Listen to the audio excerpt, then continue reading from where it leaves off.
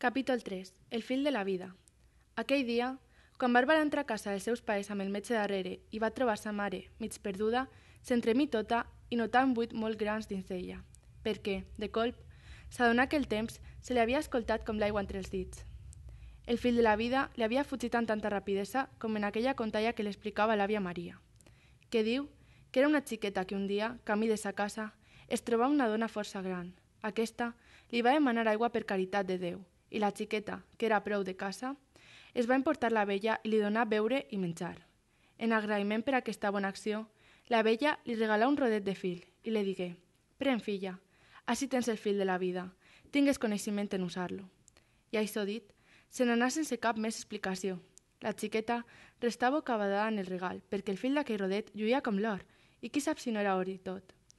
I vet ací que agafa el cap i l'estirà un poquet, tan poquet com la mesura d'una ungla, i de sobte ja s'havia fet de nit. Ara ho entenc, pensà.